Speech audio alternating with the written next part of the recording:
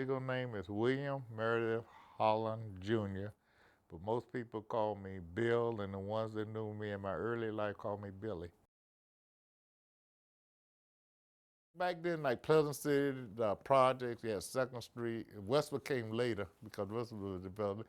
But I can say one thing about Pleasant City. We were self-sufficient in a way. We had our own cleaners. We had our own uh, uh, shoe shop. We had, yeah, Mr. Cleaners. We had, yeah. And we had Dixie Market, who had the best meat in town, which really wasn't in Pleasant City, but around the border. Pleasant City had 3 grocery stores they could go to. We had the AMP, Winn-Dixie, and Mays, which most black people knew Mays. We had our own little leagues, baseball, softball. Yeah, and one interesting thing that a lot of people don't know about Pleasant City, that Pleasant City was the only black neighborhood east of the railroad track. Because the railroad track was a line of demarcation. If you went all the way up the East Coast, you went to the West Side Road, that's where the black people stayed. Most black people didn't stay on the East Coast. And I don't know how Pleasant City got, got on the east side of the railroad track, but yeah, we're the only historically black neighborhood east of the railroad track. Yeah, Jupiter was a very, very rough area. And then people always kept talking about busing, but they got to realize before integration, all the white students were bused.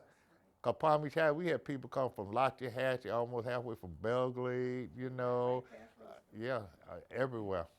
And then busing came when the blacks, did we ever bus? I mean, when I was going there, I don't know any person that bus. They let us school, but we had to get there the best way we could. We had to do our own transportation, because I remember Dad, we used to pick up people. Dad used to take us to school, we were always late. I paid attention all the time.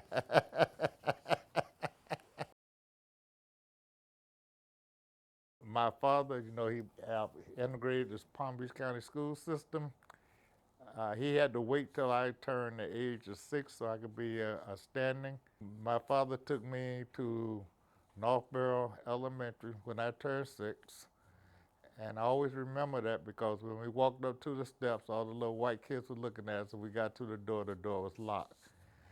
But they had anticipated that, so him, Malcolm Cunningham, and I.C. Smith had already drawn the papers, and then when that happened, that's when we filed a lawsuit against the Palm Beach County School Board, which was filed in 1956. And it took forever actually to win that case. He integrated the turnpike, the golf course, the graveyard, uh, restaurants, a whole lot of little things. When I got older, my mother showed me letters that they used to write my father, to the in attorney in West Palm Beach, no address. It always got to him that they were going to feed me to the gators, they were going to stuff me.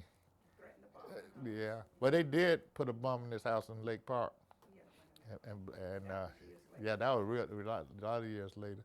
Yeah, so but they sheltered me from all those threats and stuff like that. I knew nothing about it. I just went to school and came back. I remember one time we were somewhere and we wanted to use the restroom, and the guy said, "Well, we got a nice restroom in the back," and Daddy said, "Well, this one here do just as well."